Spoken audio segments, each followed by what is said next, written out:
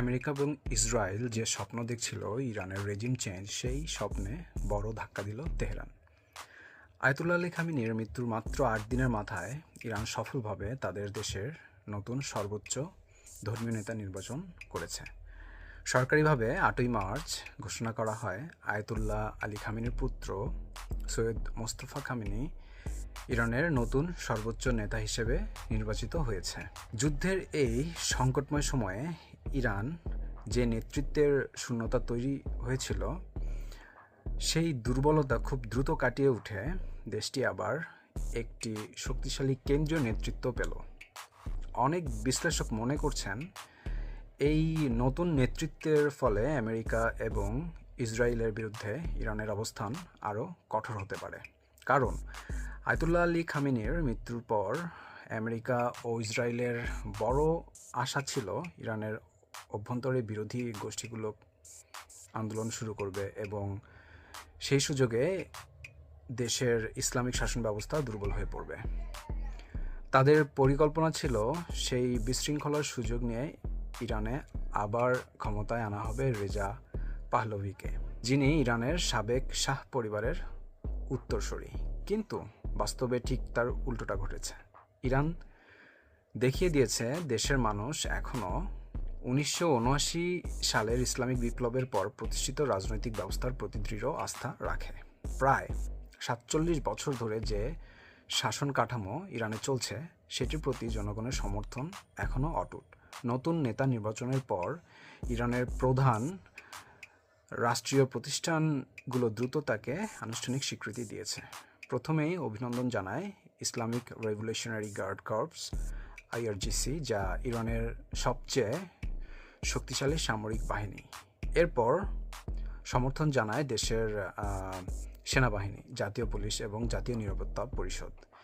ইরানের জাতীয় নিরাপত্তা পরিষদের গুরুত্বপূর্ণ নেতা আল লারিজানি, যিনি বর্তমানে সংঘাতের কৌশলগত নেতৃত্ব দিচ্ছেন, তিনিও নতুন নেতাকে স্বাগত জানান। ইরানের রাষ্ট্রপতি মাসুদ পেজেশকিয়ান এবং পার্লামেন্টের নেতৃত্ব এই নির্বাচনের প্রতি সমর্থন জানিয়েছেন। এমনকি যুদ্ধের কঠিন পরিস্থিতির মধ্যেও অনেক সাধারণ মানুষ রাস্তায় নেমে নতুন নেতাকে স্বাগত জানিয়েছে। এর মাধ্যমে ইরান মূলত একটি বার্তা দিয়েছে, দেশকে বিভক্ত করার যে কৌশল পশ্চিমা বিশ্ব ব্যবহার করতে চেয়েছিল তা সফল হয়নি। ইসরায়েলের সংবাদপত্র দ্য টাইমস অফ ইসরায়েল পর্যন্ত লিখেছে, নতুন নেতা তার পিতার চেয়েও কঠোর এবং অনমনীয় অবস্থান নিতে পারেন। তাদের মতে এই নিয়োগ ভবিষ্যতে আরও শক্ত প্রতিরোধ এবং সম্ভাব্য প্রতিশোধের ইঙ্গিত দেয়, কারণ ব্যক্তিগত জীবনেও নতুন নেতা গভীরভাবে প্রভাবিত হয়েছেন এই সংঘাতের মাধ্যমে। তার পরিবারও দীর্ঘদিন ধরে রাজনৈতিক উত্তেজনার কেন্দ্রবিন্দুতে রয়েছে। এ কারণেই অনেক বিশ্লেষক মনে করছেন নতুন নেতৃত্বের অধীনে ইরান ভবিষ্যতে আরও দৃঢ় অবস্থান নিতে পারে।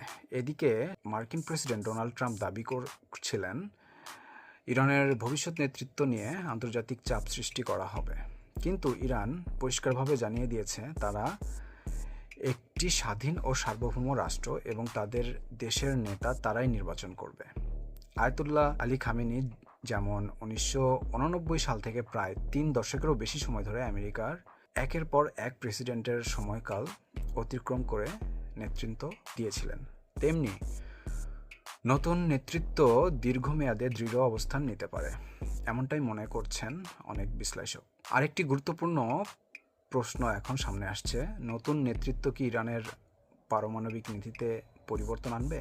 আমরা জানি আয়াতুল্লাহ আলী খামেনি ব্যক্তিগতভাবে পারমাণবিক অস্ত্র তৈরির বিরুদ্ধে অবস্থান নিয়েছিলেন, কিন্তু নতুন নেতৃত্বের অধীনে ইরানের ভবিষ্যৎ পারমাণবিক কর্মসূচি কোন পথে যাবে তা নিয়ে এখন বিশ্বজুড়ে আলোচনা শুরু হয়েছে।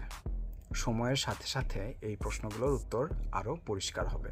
শেষ কথা, ভিডিওটি যদি ভালো লাগে তাহলে অবশ্যই লাইক, শেয়ার, কমেন্ট করতে ভুলবেন না। ধন্যবাদ সবাইকে।